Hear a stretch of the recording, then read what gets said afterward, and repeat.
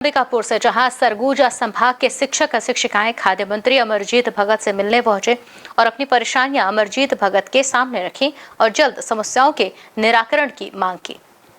सरगुजा संभाग के सैकड़ों शिक्षाकर्मी स्कूलों में पदस्थापना किए जाने की मांग को लेकर खाद्य मंत्री अमरजीत भगत से मिले और अप्रैल माह में सरकार ने शिक्षा विभाग में पदोन्नति करते हुए सभी शिक्षकों को काउंसलिंग के आधार पर ज्वाइनिंग करने को कहा था, लेकिन कई शिक्षिकाओं को 250 से 300 किलोमीटर दूर ज्वाइनिंग मिलने पर काउंसलिंग में संशोधित जगह भी चुनने की अनुमति तत्कालीन रहे सरगुजा संभाग के शिक्षा विभाग संयुक्त संचालक के द्वारा अपने पावर का इस्तेमाल करते हुए दी गई थी, जिसके आधार पर सभी शिक्षक शिक्षिकाओं ने पास के स्कूल में ज्वाइनिंग कर ली थी। लेकिन राज्य शासन ने ज्वाइनिंग में गड़बड़ी की आशंका जताते हुए 4 सितंबर को सभी शिक्षक शिक्षिकाओं को ज्वाइनिंग पर रोक लगा दी है, जिसकी वजह से यह सभी शिक्षक जहां पहले काउंसलिंग के आधार पर सरकार द्वारा पदोन्नति कर भेजा गया था, वहां भी अब ज्वाइनिंग नहीं कर पा रहे।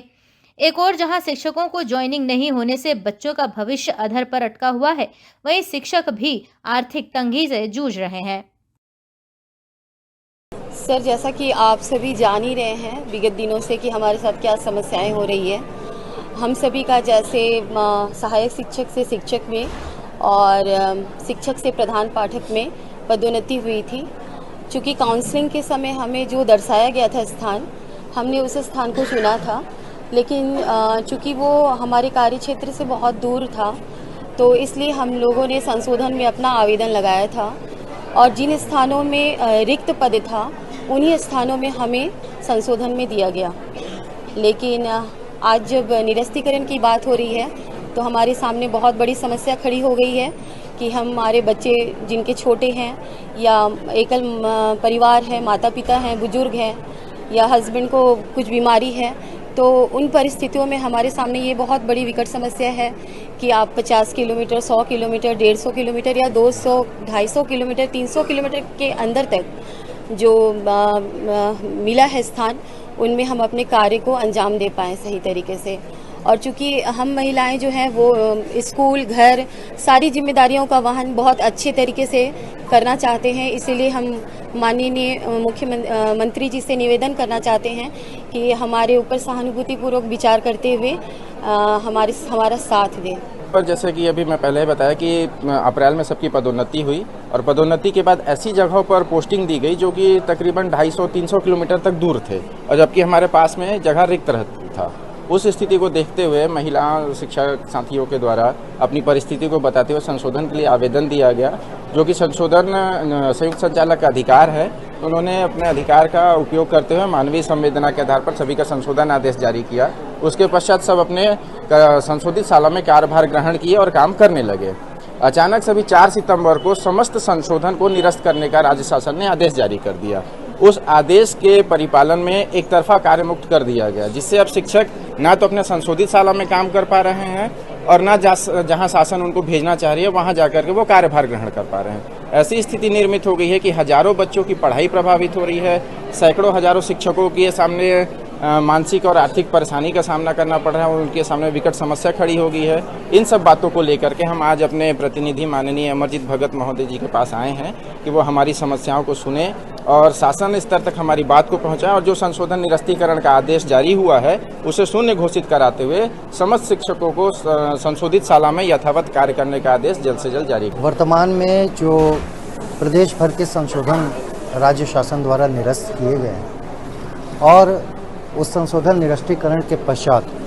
जो शिक्षक प्रभावित हुए हैं प्रदेश भर के, उस निरस्तीकरण को शून्य घोषित करने के लिए आज सरगुजा संभाग भर के सभी शिक्षक आज यहाँ उपस्थित हैं और माननीय मंत्री जी से आग्रह कर रहे हैं कि इस निरस्तीकरण को शून्य घोषित कराया जाए। हमारी बात, हमारी मांग माननीय मुख्यमंत्री जी तक वो पहुँचाएँ और शिक्षकों की पीड़ा को समझें। अगर देखा जाए तो वर्तमान की जो स्थिति है, आज के समय में हम अपनी संशोधित शाला में नहीं हैं, हम अपने पदांकित शाला में, काउंसलिंग पश्चात शाला में अगर हम जाते हैं तो वहाँ पर सारी शासन बोल रही है कि आप काउंसलिंग वाली शाला में जाइए। आज शासन स्वयमेव शिक्षक की भर्ती कर दी है, वहाँ लोग ज्वाइन कर लिए हैं, वो पद भी भर गए जहाँ पर हमने पहले चयन किया था। तो हमारी स्थिति तो हवा में हो गई ना। और उसके साथ साथ कुछ तकनीकी चीज़ें आप देखें तो संशोधन ऐसे भी बहुत सारे निरस्त हुए हैं जो कि त्रुटिपूर्ण थे, जिनमें कि कुछ की पदस्थापना स्थल गलत थी, कहीं पर पदस्थापना किया तो वो वहाँ पर पद नहीं था, वो जगह पर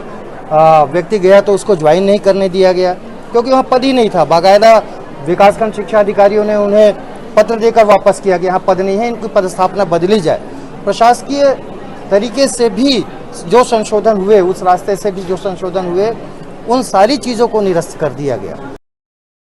वहीं सरगुजा संभाग के सैकड़ों शिक्षाकर्मी की मांग सुनने के बाद राज्य के खाद्य मंत्री भगत ने उनकी समस्याओं को राज्य सरकार तक पहुंचाने का भरोसा दिलाते हुए कहा कि जल्द सभी शिक्षकों की परेशानियों का निराकरण किया जाएगा।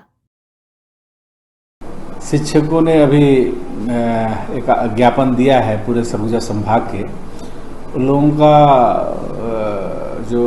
समस्या है कि इनका प्रमोशन के बाद पदस्थापना हुआ था और 3 महीना वहाँ पर काम करने के बाद एक तरफा इनको वहाँ से रिलीविंग आर्डर थमा दिया गया है, जबकि कोर्ट से भी स्थगन है। तो इस प्रकार से इसमें कुछ जो त्रुटिपूर्ण आदेश दिख रहा है उसमें अभी हम बात करेंगे और किसी को भी कोई प्रताड़ित नहीं करेगा, सबके साथ न्याय होगा। हम शिक्षकों के साथ खड़े हैं। फिलहाल सैकड़ों शिक्षक शिक्षिकाओं का भविष्य अधर पर लटका हुआ है क्योंकि अब ज्वाइनिंग नहीं हो पा रही, जिससे उन्हें आर्थिक तंगी से तो गुजरना पड़ ही रहा है। ऐसे में अगर राज्य सरकार कोई ठोस कदम नहीं उठाती तो आगामी विधानसभा चुनाव से पहले सभी शिक्षक शिक्षिकाएं आंदोलन करने का मन बना लिया है। न्यू वीडियोस की अपडेट पाने के लिए सब्सक्राइब करें इंडियन न्यूज को और बेल आइकन को दबाएं।